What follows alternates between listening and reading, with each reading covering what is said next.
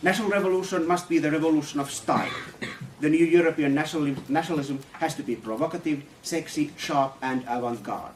It has to be something completely new so that it will take leftist old farts by surprise and still carry the message from our primitive past. The new European nationalism must be a dangerous and arousing call of the wild in a modern man who doesn't want to be tamed and is about to break his shackles. Modern European nationalism will be the most seductive way for young Europeans to fight the system and claim their place in the world. Modern European nationalism will also be the most radical way to challenge the emotionally impotent liberalism and the perverted pseudo-intellectual leftism. The more stylish, decadent and ferocious European nationalism appears, the more irresistible it becomes in the eyes of young Europeans. An entire generation will be intoxicated by danger, duty, discipline and destiny. We may be idealists, but when it comes to political struggle, fighting over the hearts and minds of our people, we have to put ideals aside and be ruthlessly rational and straightforward in our approach. The worst mistake would be to think that our lofty message also requires us to use more dignified, academic, or maybe intellectual and even moral methods of communicating it to the people. However, political propaganda is about selling ideas, and selling ideas is always the same, regardless whether it's about revolutionary ideology or breakfast cereals. If we wish to succeed, we must start seeing nationalism as a product that can be put into an alluring package, transformed into a hot brand and sold to the masses. It is clear that Europe will survive only if European people start fighting for their place in this world and start showing genuine pride and self-confidence. We have to start teaching young Europeans to love themselves again. We must make them understand that white is beautiful and that being European means being attractive, smart, edgy and adventurous. In the end, it is all about the attitude. Europe will survive only if the future generations of Europeans learn how to be arrogant and stylish, violent and controlled, ruthless and dazzling in their dealings with outsiders.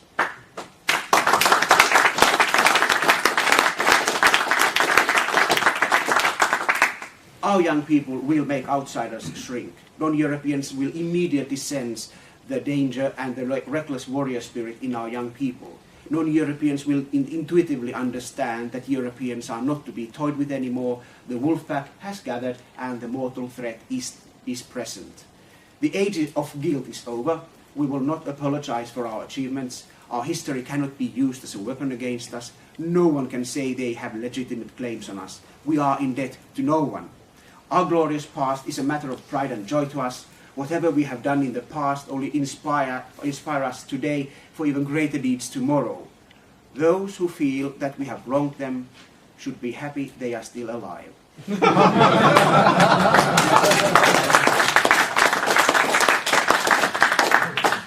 We will teach the young Europeans to defend themselves against those who try to deny their right to exist, who try to poison their spirit with guilt and self-hatred.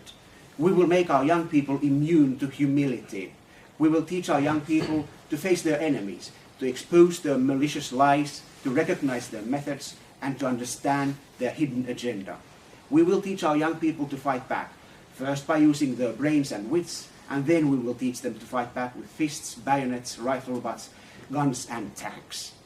This is war, and our greatest enemy is the enemy within, the submissive, apologetic, Muslim acceptance.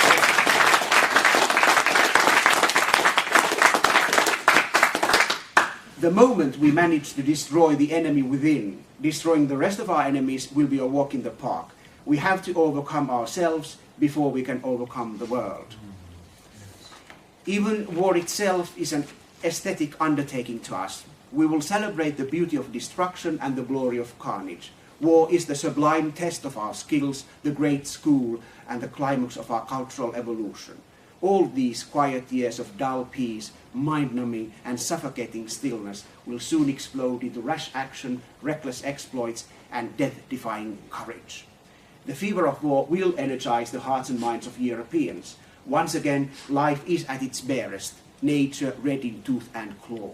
This is Europe's answer. Those who wanted to undo us will face a total and uncompromising war of destruction. This glorious war is the answer to all our needs. This war, the great Redeemer, shall set us free.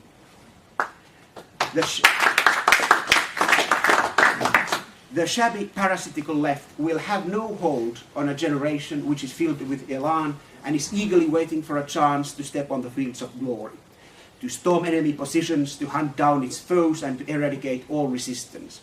Peace today in Europe is only the quiet moment just before the battle. The fever is rising and it will not break until we let blood. The liberals and leftists thought they had already rendered us harmless, castrated our spirit, amputated our will and corrupted our courage. And just as they prepare to deliver the final blow, the hell breaks loose. How could the spineless pacifists and foolish idealists ever understand the call of the wild in our young people? How could the bloodless bookworms recognize the awakening of the wolfpack instinct? How could the poisonous self-haters ever appreciate the urge to kill and die for one's own people? The left has grown twisted and the liberals are anemic and lifeless. In the end, they cannot seize the hearts and minds of the people, but with us, whatever we do or say, life and death will always be present. With style and daring, the next generation of Europeans steps forth, fully aware that the meaning of life is to kill enemies. These young princes, the prime of Europe, understand that they must shed blood or be deprived of their inheritance, for the meek shall not inherit the earth, but the ruthless and glorious. Dirty, greedy hands are about to steal their kingdom, but soon those hands will be mercilessly cut off. In this cataclysmic struggle, our young people will become death, the destroyer of worlds, and if it's their destiny to commit ultimate crimes so that Europe could live forever, then we must see it as their ultimate sacrifice. Feeling no remorse, shame, guilt or fear, the best generation of Europeans will soon start their march into greatness, and through their pain and struggle and sacrifice, Europe will be saved.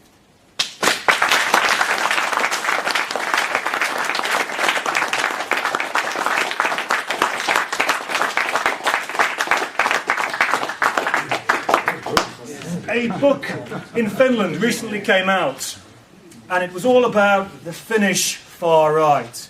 And can you believe it? This book made not a single mention of Kai Murros. We hope this speech will change all that. Some questions back there. Me? Yep. Jed, I'd like to make a very, very brief add-on to our speaker, if I may, yeah?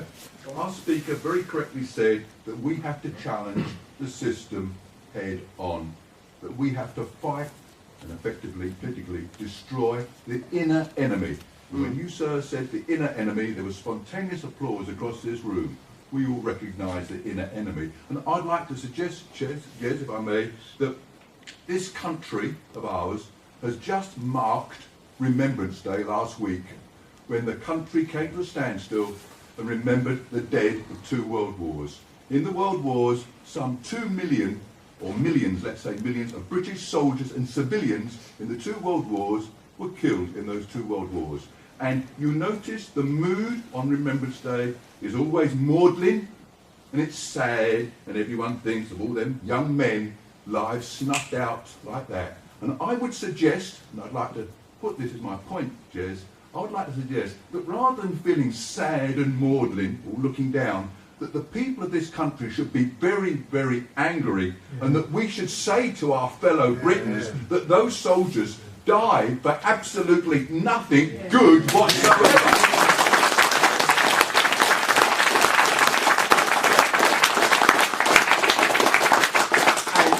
And in effect, they were murdered by the British establishment. They were murdered by the regime currently in power. And it's our job to get